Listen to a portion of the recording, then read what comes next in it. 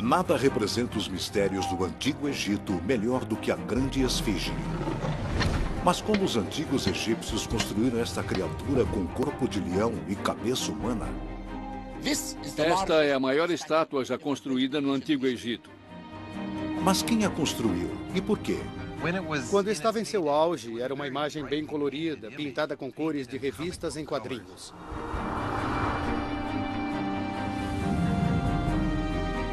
Os mistérios da esfinge têm intrigado todos os que já puseram os olhos nela, desde imperadores a presidentes.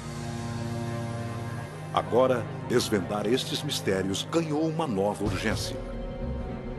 Depois de mais de 4.000 anos, com apenas as pirâmides como vizinhas, hoje a esfinge está de frente a um restaurante de fast food.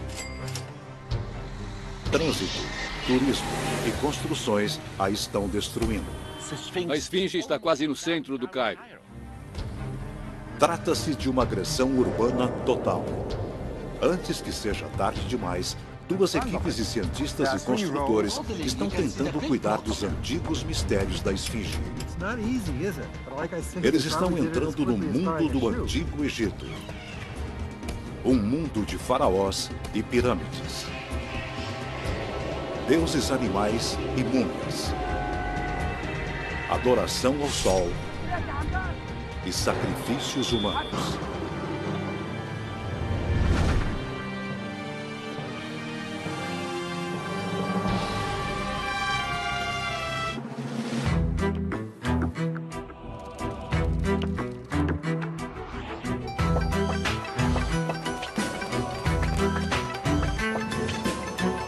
Os enigmas da grande esfinge. Patas gigantes maiores que um ônibus se projetam para frente. Uma cauda em forma de chicote se enrola na parte de trás.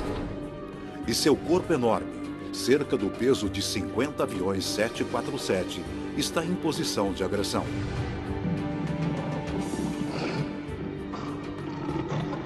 Mas este leão tem uma cabeça humana do tamanho de uma casa. Esta é a grande esfinge.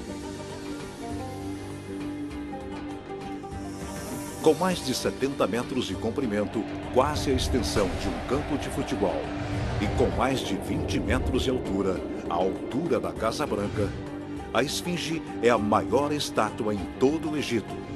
Uma terra famosa por seus monumentos gigantes.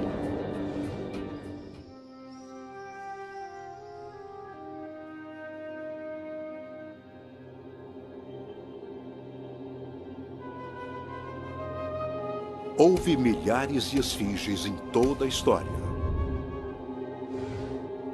Mas esta, a grande esfinge, é uma das primeiras. E de longe, a maior já construída. Aquela era uma época de experiências. A esfinge era uma experiência. Era algo novo, algo muito incomum. Mas de onde surgiu a ideia de fazer uma estátua com corpo de leão e cabeça humana?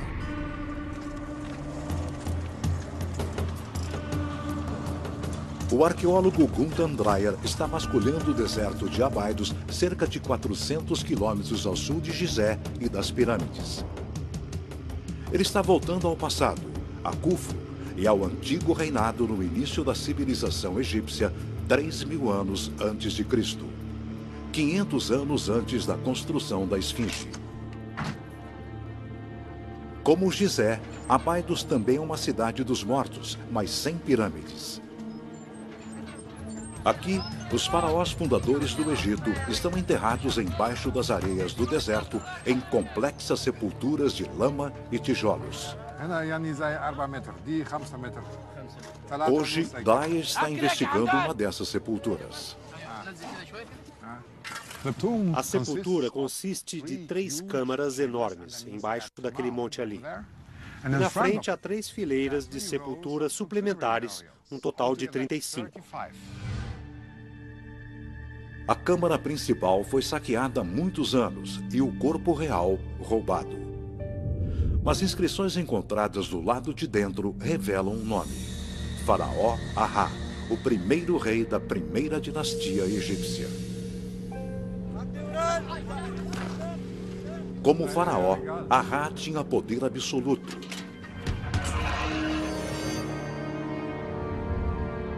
A escavação em Abidos revela evidências de sacrifícios humanos. Os esqueletos de 35 adultos saudáveis, a maioria com menos de 20 anos de idade, todos são parte de um enterro em massa.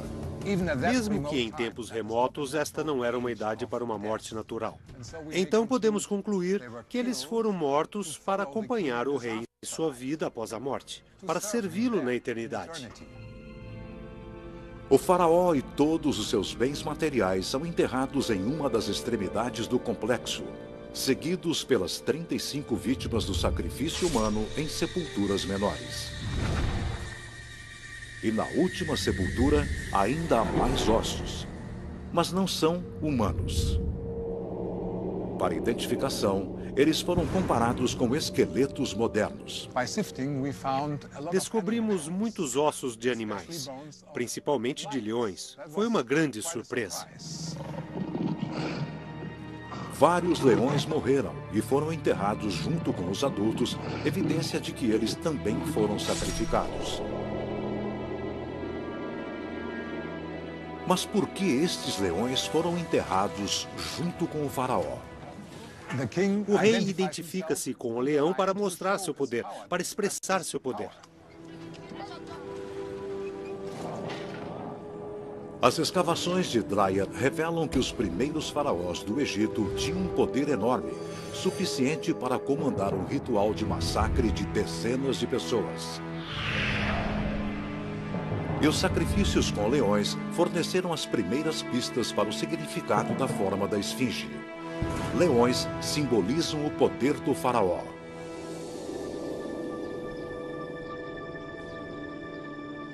Mas a esfinge é mais do que apenas um leão.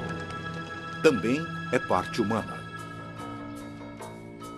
Os antigos egípcios representavam seus deuses como parte animal, parte humana. Mas geralmente esses deuses têm cabeça de animal e corpo de gente. A esfinge é exatamente o oposto.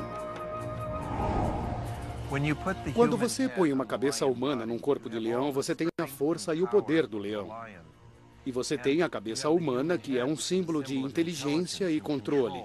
Então a imagem obtida é de poder sob controle. Mas poder e controle de quem? A cabeça humana está, na verdade, usando um tipo de lenço chamado nemes. É um ornamento para a cabeça que somente os faraós usavam. Então a esfinge é tanto um deus quanto um faraó. E quando se tratava de simbolizar o poder do faraó, quanto maior, melhor. Nos 500 anos seguintes, as sepulturas dos faraós foram ficando cada vez maiores. De câmaras mortuárias no subsolo, a simples sepulturas na superfície e de pirâmides com degraus até as grandes pirâmides de Gizé. Mas enquanto a forma e o tamanho das sepulturas reais evoluíam devagar, a grande esfinge não tinha precedentes. Foi a primeira vez na história do Egito que eles criaram uma escultura nessa escala.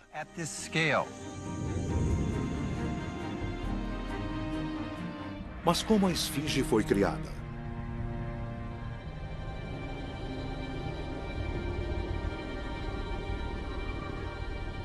Olhando para as patas dela, parecem ter sido construídas com milhares de blocos.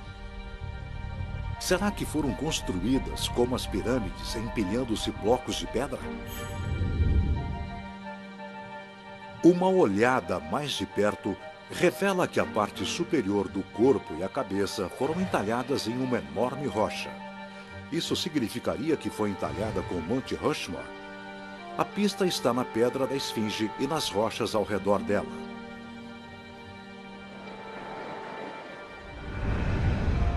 Por incrível que pareça, ninguém nunca investigou as pedras em detalhe. Até Mark Leonard, 30 anos atrás. Hoje, Ele é um dos egiptólogos mais proeminentes do mundo. Na primeira vez que eu vim ao Egito, os melhores mapas que existiam da Esfinge eram simplesmente um esboço. Para alguém que estivesse investigando como a Esfinge foi construída, os desenhos existentes eram tão úteis como se a pessoa estivesse tentando construir um arranha-céu de 50 andares usando apenas as imagens de satélite de seu teto. Era o tanto que se conhecia sobre a Esfinge. Para desvendar seus segredos, alguém precisava dar uma olhada muito mais detalhada. Voltaremos a seguir com Os Enigmas da Grande Esfinge, no Nat Geo. Eu passei 5 anos aqui mapeando cada pedra em seu tamanho normal. Era este meu ofício. Eu descansava aqui, comia sanduíches aqui e uma xícara de café. O mapeamento de Lenner lhe deu um conhecimento íntimo da Esfinge, de sua pedra e do Planalto de Gizé. Para começar, a Esfinge foi feita de calcário. Uma inspeção mais detalhada do calcário revela como ele foi formado. Vemos um padrão que parece um coral cérebro, ou quase uma esponja. Todo o calcário em Gizé, incluindo o corpo da Esfinge, já foi solo marinho. Era um leito marinho. Então, na pedra, temos vários elementos congelados da vida no leito marinho. Milhões de anos atrás, o Planalto de Gizé estava submerso. Criaturas marinhas e plantas morreram, indo parar no fundo do mar. Com o tempo, seus restos foram comprimidos para formar o calcário. Mas nem todos os calcários são iguais. Alguns são formados do fundo macio do mar e alguns são de recifes de corais duros. Juntos, eles formam um tipo de camada de bolo e calcário duro e macio. A Esfinge é composta por vários tipos de camadas de calcário. Então, é como se tivessem entalhado a Esfinge a partir de uma camada de bolo. Há as camadas mais pegajosas, de um congelamento macio, e as camadas mais duras. As camadas mais duras de rocha se mantiveram mais fortes do que as camadas mais macias. Hoje, a pirâmide parece bem diferente de quando foi construída. Sua superfície, originalmente macia, foi devorada por mais de 4.000 anos de vento, água e areia. Aqui do lado direito do peito da Esfinge, podemos ver como o tempo pôs as camadas mais macias em estado de suspensão, enquanto as camadas mais duras se projetaram. Para Lenner, esse padrão do tempo é outra pista importante para descobrirmos como a Esfinge foi construída. As restaurações recentes obstruem este padrão. Mas fotografias dos anos 20 mostram este padrão claramente de ambos os lados da Esfinge. E do lado conhecido como Fosso da Esfinge. O padrão age como uma pegada. E quando Lenner compara o corpo da Esfinge com o lado do fosso da Esfinge, o encaixe é perfeito. Temos certeza de que estas são as mesmas camadas de rocha natural que formaram o lado sul do fosso da Esfinge.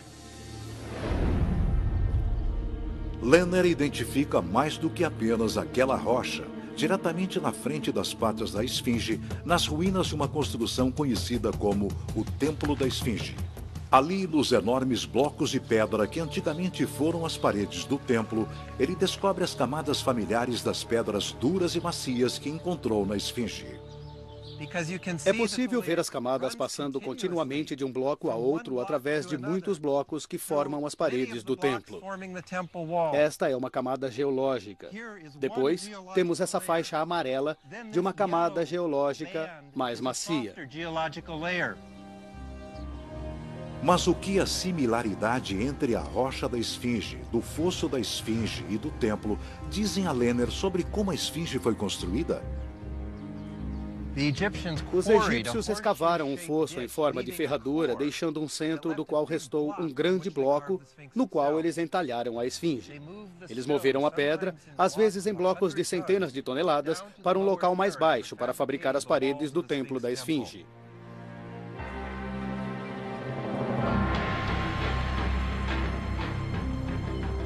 Então, o ponto de partida da esfinge deve ter sido uma rocha enorme, projetando-se da superfície do Planalto de Gizé. Trabalhadores cortaram uma trincheira ao redor dele, retirando a pedra do poço em grandes blocos. Eles arrastaram os blocos de pedra para construir o templo da esfinge ali perto. Depois, os escultores entalharam a rocha gigante que sobrou no centro, na forma da esfinge.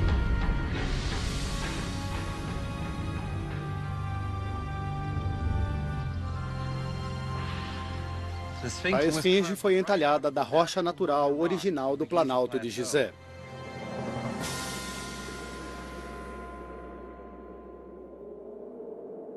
Mas saber que foi entalhada diretamente da terra é apenas metade do mistério. A pergunta é, como eles fizeram isso? A resposta virá do outro lado do mundo. Oi, Rick. Nova Inglaterra no outono não tem nada a ver com o Egito no deserto. Mark Lehner veio falar com Rick Brown, um especialista em ferramentas antigas. Com base em ferramentas de cobre verdadeiras encontradas em Gizé e no local da sepultura, e com desenhos mostrando cortadores de pedra no trabalho, Brown juntou tudo o que o antigo egípcio precisaria para entalhar a grande esfinge. Rick e eu nos unimos e analisamos todas as evidências que temos dos cenários das sepulturas, de ferramentas verdadeiras que foram encontradas. E baseado nessas evidências, Rick juntou coisas rudimentares como um kit de ferramentas que os construtores da esfinge teriam usado. Então temos cinzéis de cobre, um pilão e um martelo. Para realmente entender o desafio de usar essas ferramentas para entalhar, Lehner e Brown começam produzindo-as, começando com um cinzel de cobre. Até mais um pouco agora. Só precisamos de um bom aquecimento. Bem antes da invenção do bronze ou do ferro mais duros, os escultores da esfinge tiveram que trabalhar com o cobre mais macio. É o que eles devem ter feito no Egito. O que eu quero fazer é pegar esse pedaço de cobre, aquecer e transformá-lo num cinzel. O puro cobre começa como um metal cinzento e, à medida que esquenta, fica vermelho. Você quer que esse cobre fique vermelho? Isso, quero exatamente isso. Estamos prontos. Já parece bom. O que você acha? Já está vermelho. O calor amacia o cobre e o transforma num material mais maleável, que pode ser moldado na forma desejada. Este processo é muito básico. O que eles fizeram foi usar um material duro para moldar e fazer um material mais macio. Mas à medida que o cobre macio esfria, ele endurece outra vez. Quero voltar ao fogo, porque senão eu vou quebrar o metal. Vamos lá. Essas ferramentas antigas revelam que foi preciso mais que entalhar para que aquela esfinge fosse feita. O carvão era um ingrediente crucial para a construção desses monumentos em Gizé. Eles devem ter trazido madeira para alimentar as fogueiras o dia inteiro, o ano todo, só para fazer as ferramentas para a construção desse monumento.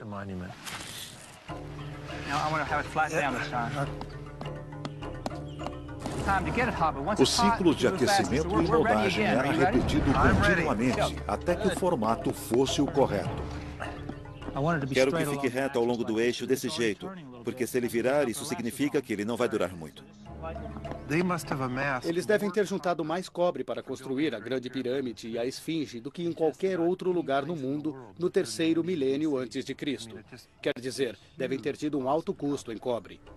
O cinzel de cobre era uma ferramenta de acabamento de alta tecnologia do antigo reinado, mas o trabalho bruto mesmo era alcançado com algo bem mais básico: martelos de pedra. Mark, se olhar esta fotografia da sepultura de Ti, tem um entalhador de pedra usando uma ferramenta como esta, e foi isso que eu descobri. Tem que olhar de perto para esses desenhos, porque eles nos dão muitas informações. Baseados nas pinturas das sepulturas de 4.000 anos, Brown e Lehner fazem seus próprios martelos hoje. Eu quero usar uma pedra mais dura contra uma pedra mais mole. Então você está usando uma pedra para fazer uma ferramenta de pedra. Tem muita força envolvida. Os sulcos e as cordas transformam uma simples pedra em um martelo eficaz. Não é fácil, mas como eu digo, eles provavelmente fizeram isso tão depressa quanto amarrar um sapato. O importante nisso é que essa ferramenta dá muito mais ação. A pessoa pode trabalhar desse jeito durante horas e não cansar. Agora, Leonard e Brown testarão suas ferramentas. Eles vão tentar entalhar a característica da esfinge mais visivelmente ausente, o nariz. Há histórias que ele foi destruído a tiros pelos soldados de Napoleão que usavam para praticar tiro ao alvo. Mas essas histórias eram falsas. Cerca de 300 anos antes de Napoleão, um historiador árabe já mencionava que o nariz estava faltando. Eu acho que é uma boa prova de que foi arrancado com intenção. Tem uma profunda rachadura na ponte e tem outro sulco na narina esquerda da esfinge. Eu acho que alguém deve ter usado ferramentas e arrancado a parte sul. O nariz original se perdeu para sempre, mas hoje, Leonard e Brown, apenas com martelos de pedra e cinzais de cobre, entalharão um novo. Vamos trabalhar. Desse pedaço de calcário de 1,80 m, eles tentarão entalhar o nariz de cerca de 1/3 do tamanho do nariz original.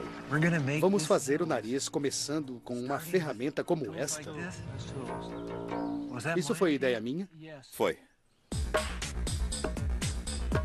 Eles começam a agir e rapidamente descobrem que a pedra dura é muito mais eficaz do que o cobre mais macio nos primeiros estágios deste trabalho. Eu acho que esta é a evidência de que a ferramenta, mesmo sendo primitiva, é realmente bem eficaz. Mas, mesmo com reforços e depois de horas de trabalho, eles mal conseguiram fazer um entalhe. Será que Leonard e Brown realmente vão conseguir entalhar o nariz com essas ferramentas antigas?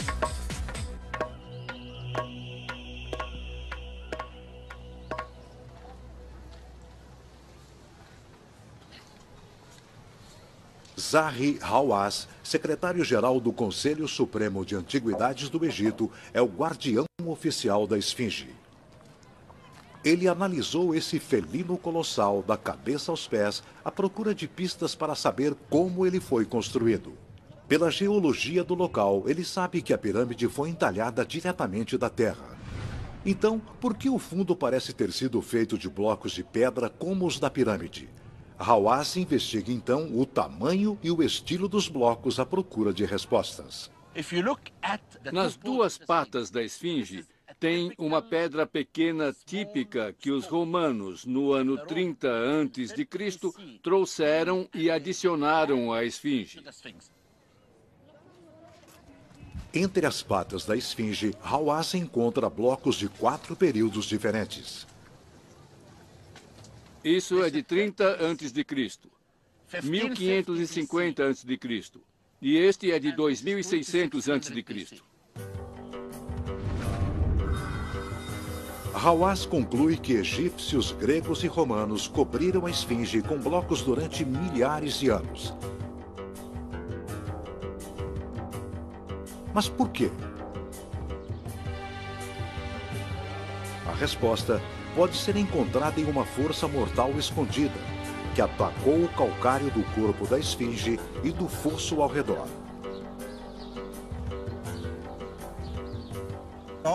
Tudo isso antigamente era solo marinho.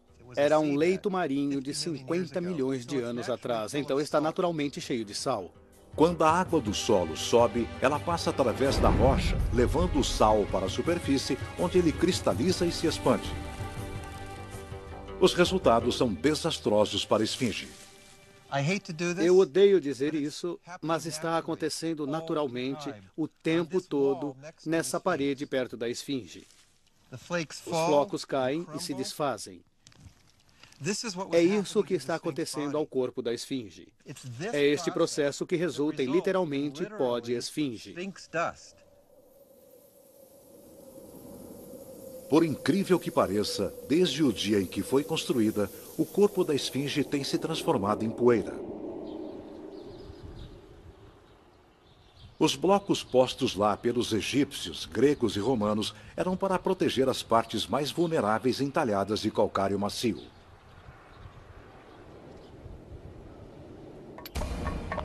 Depois de dias de trabalho, seus cinzéis de cobre e ferramentas de cobre mal fizeram uma marca. A menos que Brown e sua equipe recorram a usar alguns atalhos, nesse passo é improvável que eles consigam entalhar o nariz dessa rocha tão já. Brown e sua equipe precisam usar alguns outros meios para fazer seu trabalho.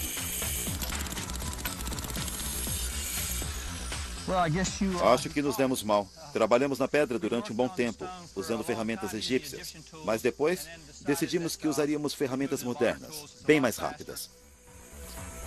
Embora as ferramentas modernas sejam bem mais rápidas do que as antigas, por incrível que pareça, o processo básico de entalhe não mudou muito desde a antiguidade. Os egípcios faziam estes canais paralelos. E depois voltavam com um cinzel achatado e explodiam todo o material que ficava no meio.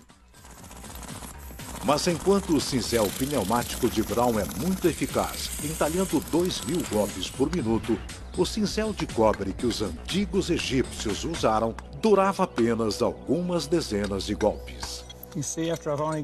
Pode ver que depois de eu ter entalhado apenas cerca de 10 centímetros, minha ferramenta está quase inútil. Cada vez que eu a uso, ela fica cega. E aí temos que reaquecê-la. E quando fazemos o reaquecimento, o metal fica macio. É quando, então, podemos voltar a moldá-lo.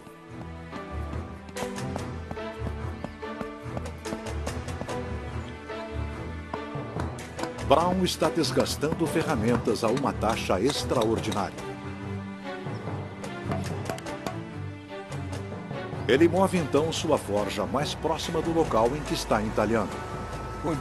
Trouxemos nossa forja mais perto da pedra, porque estamos desgastando os cinzéis de cobre muito depressa. Isso nos dará a oportunidade de usá-los, ainda cegos, depois afiá-los e voltar ao trabalho. E isso foi o que provavelmente eles fizeram no Egito Antigo. Brown está descobrindo que é preciso muito tempo e um grande número de ferramentas de cobre e que sua pedra mostra poucas evidências de progresso. É difícil imaginar que este pedaço de pedra será um dia um nariz, mesmo com 1/3 do tamanho do nariz original da esfinge. É ainda mais difícil imaginar entalhar a grande esfinge. Ficou claro que somente um faraó poderia ter ordenado isso. Mas a pergunta é, qual deles? Voltaremos a seguir com Os Enigmas da Grande Esfinge, no Nat Geo.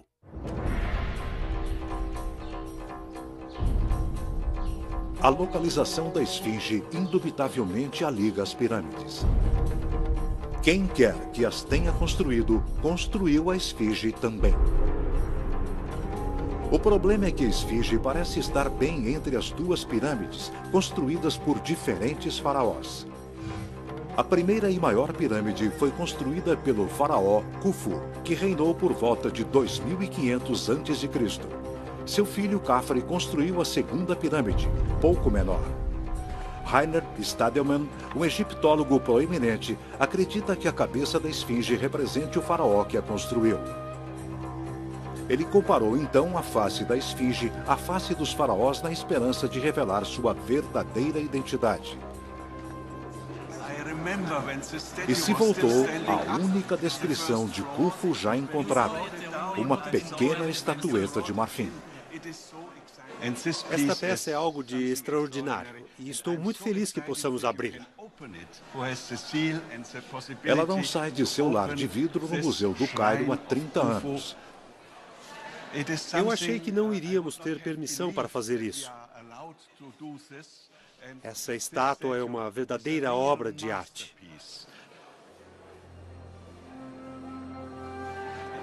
Tudo nela foi muito bem esculpido, muito bem detalhado. Podemos comparar esta estátua com a enorme esfinge. A face é, para mim, a mesma face da esfinge. Um rosto quadrado, uma boca pequena e os olhos são protuberantes. Mas também tem uma pista menos subjetiva. Ao contrário do filho dele, Khafre, construtor da segunda pirâmide, Khufu não tinha barba. A estátua não tem barba. Então, tenho certeza de que a esfinge, que não tem barba, seja um retrato de Khufu. Mas Mark Lenner encontra evidência de que a esfinge originalmente tinha barba. E ele acredita que o rosto da esfinge seja do filho, Khafre. Uma barba original explicaria este calombo muito enigmático no peito da esfinge. Ele começa bem aqui e fica nessa posição para sustentar a longa barba. O debate esquenta. O pai Khufu ou o filho Khafre?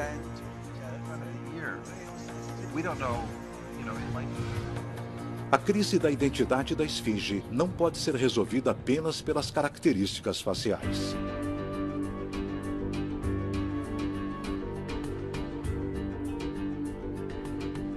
Por mais de 4.000 anos, essa curiosa criatura prendeu a imaginação de reis e imperadores, poetas e pintores e presidentes.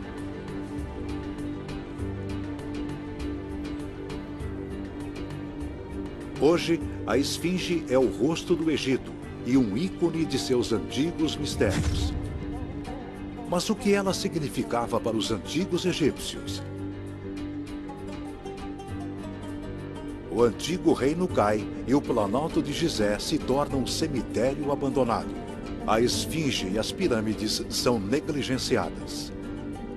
Quase 1000 anos se passam e o poder dos faraós emerge novamente em um período chamado de Novo Reinado, que começou em cerca de 1500 a.C. Mas séculos da ação do vento e da água erodiram o frágil corpo da esfinge, e as areias do deserto engoliram-na até a altura do pescoço.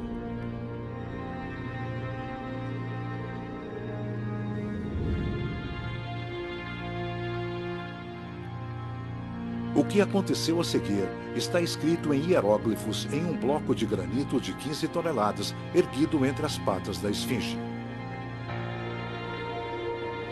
A inscrição fala de um herói que resgatou a esfinge. O jovem príncipe limpa as areias e a esfinge o recompensa, tornando-o rei. Seu nome é Thutmose. O que primeiro restaurou a terra. Posso dizer que este é Thutmose IV.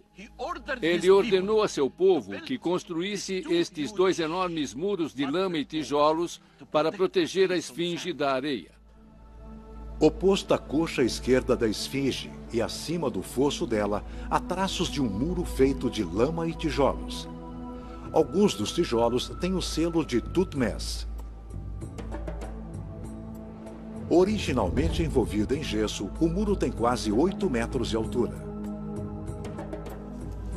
E para restaurar o corpo desgastado da esfinge, Thutmose colocou grandes blocos de pedras nas patas dela.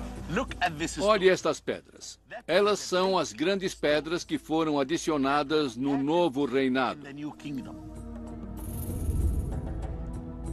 E este bloco também revela uma pista para o que a esfinge significou aos egípcios do novo reinado.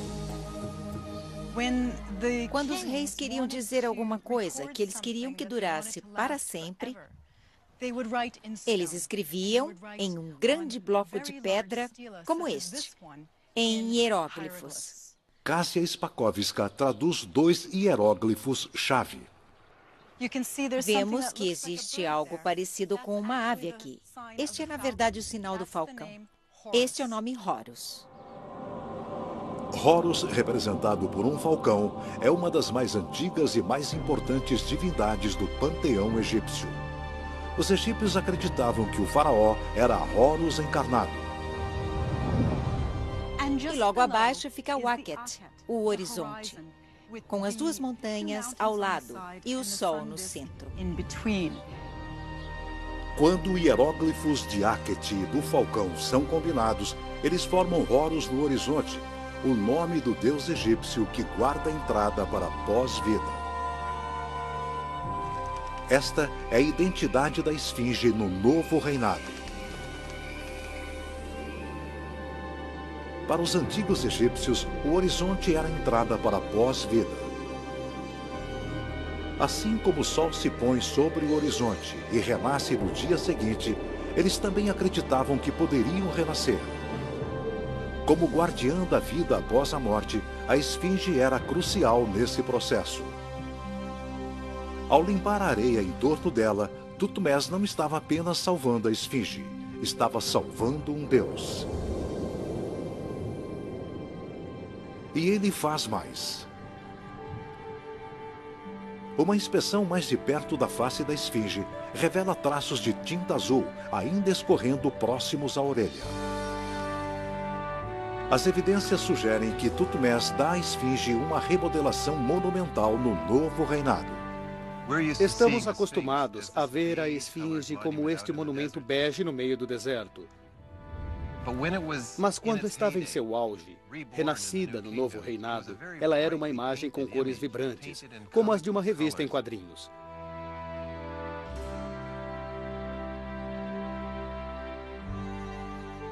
A face provavelmente era vermelha. É possível também que o pano sobre a cabeça fosse amarelo e azul. E esta pintura da esfinge era algo que, para os egípcios, provavelmente a trazia à vida. A grande esfinge seria reverenciada como um deus, guardando a entrada para a pós-vida. Uma estátua de seu salvador, Thutmés, contemplando o seu santuário real entre suas patas. Protegida de ventos fortes e areia por um alto muro protetor e trazida à vida em cores vibrantes.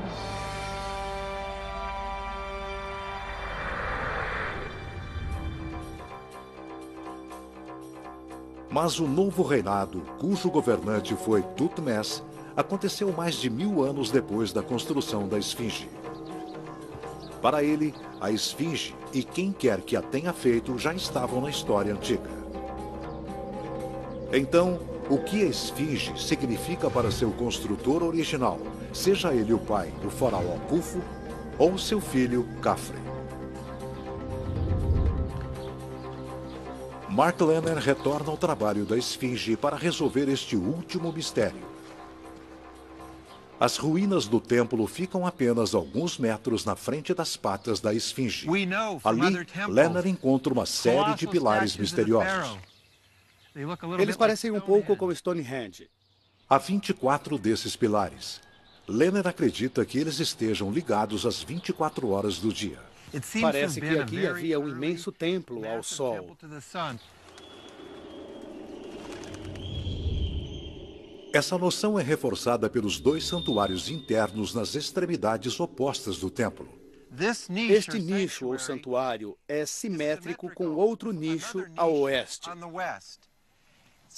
Então, os 2 nichos definiram o eixo do templo, provavelmente para o sol nascente a leste e para o sol poente a oeste.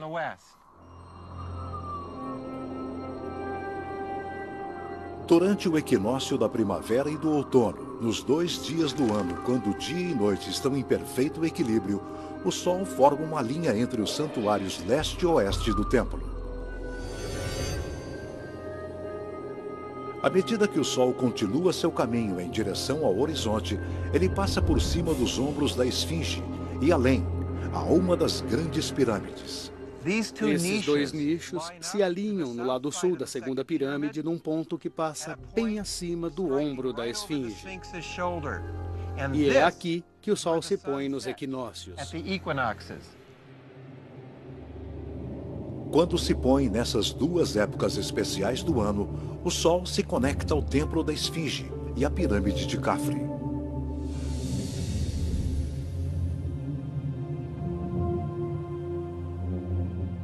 E como o Templo da Esfinge e a Esfinge eram parte do mesmo projeto de engenharia, eles devem ter sido construídos pelo mesmo faraó.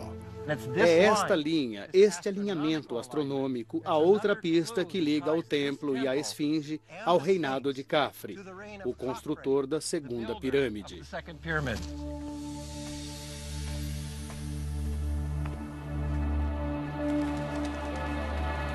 O Sol também teve um papel central na religião do antigo reinado. A arte dos antigos egípcios mostra um deus sustentando um disco de sol à medida que ele viaja pelo horizonte para a pós-vida. Ele foi um dos primeiros deuses egípcios, o leão duplo.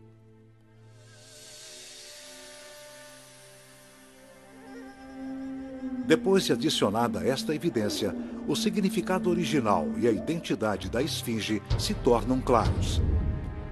Para seus construtores no antigo reinado, a esfinge como leão era o símbolo do rei. Como leão, a esfinge também era um deus, guardião do horizonte, a entrada para a pós-vida. O alinhamento solar no equinócio revela que a esfinge, o templo da esfinge e a pirâmide de Khafre estão intimamente ligados. Seu único propósito era garantir a passagem segura do faraó para a pós-vida.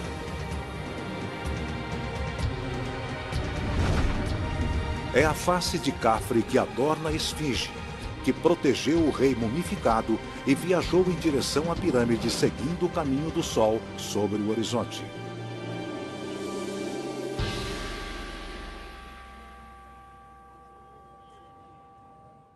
Voltaremos a seguir com Os Enigmas da Grande Esfinge, no Nat Geo. De volta à Nova Inglaterra, Rick Brown e sua equipe finalmente estão completando o nariz da esfinge. Eles estão dando os toques finais usando réplicas de cinzéis antigos de cobre, na esperança de calcular quanto tempo levou para entalhar a grande esfinge. Oi, Rick. Oi, Mark. Então vocês trabalharam nisso durante 2 semanas? 2 semanas. O dia todo. Todos os dias. Bom, o trabalho do nariz ficou ótimo. Eu gostaria de saber quanto tempo, quantas horas no total vocês levaram para fazer o trabalho, porque isso nos dará uma ideia de quanto tempo foi preciso para entalhar a grande esfinge. Embora Brown às vezes tenha recorrido a ferramentas modernas para dar mais velocidade à obra, ele também trabalhou muito para descobrir quanto tempo teria levado para terminar a esfinge usando apenas ferramentas antigas. Calculamos que conseguimos dar 200 toques em 5 minutos. E assim por diante. E fizemos isso durante 8 horas num dia. Medindo a quantidade de pedra esculpida, ele consegue calcular quanto de pedra um trabalhador poderia ter removido. Uma pessoa levaria 40 horas para remover meio metro cúbico de pedra. Com base no desenho de Lenner, eles calcularam quanto de pedra foi removido das laterais da esfinge. Vocês removeram esses 2 grandes blocos? Daqui serão necessários muitos cálculos para descobrir quanto tempo levou para se esculpir a esfinge toda. Podemos usar isso. Você acredita que pode ser 1 milhão? Deu 1 milhão? Cerca de 1 milhão de horas. 1 milhão de horas para entalhar a grande esfinge? Isso é impressionante. Se dividirem 1 milhão de horas por 100 pessoas, terão um cálculo aproximado. Teriam sido necessários 100 trabalhadores e 3 anos para entalhar a esfinge. 100 trabalhadores e 3 anos? Mas entalhando o nariz menor, Brown e Lenner descobriram que mais de 100 pessoas durante 3 anos é apenas uma parte desse grande projeto. Para a construção da grande esfinge, deve ter havido um enorme exército de pessoas cortando madeira para alimentar as fogueiras e forjas, fazendo ferramentas, afiando ferramentas, levando-as de um lado a outro e esculpindo a grande rocha que se tornaria a esfinge. As pessoas eram poder no Antigo Egito. Foi assim que as pirâmides foram construídas. Foi assim que a esfinge foi construída. Essa força usada para construir a esfinge e as pirâmides fez muito mais do que criar os monumentos que ainda admiramos. Dirigir todos os recursos humanos e naturais para criar esse complexo monumental em Gizé deve ter tido um efeito enorme no Egito e em sua economia. As pirâmides e a esfinge tanto construíram o Egito como o Egito as construiu. Construir as pirâmides e a esfinge, na verdade, foi o que fez o Egito ser o que é. E foi bom saber que as pistas para resolver este mistério da esfinge estavam bem aparentes. O registro estava na geologia, estava no registro arqueológico, estava nas mudanças que os antigos egípcios fizeram na paisagem para construir coisas como a esfinge. Animal, humano e Deus, entalhados da terra, inspirando a imaginação das pessoas durante os tempos. A grande esfinge conseguiu atingir os sonhos de seus criadores. A vida eterna.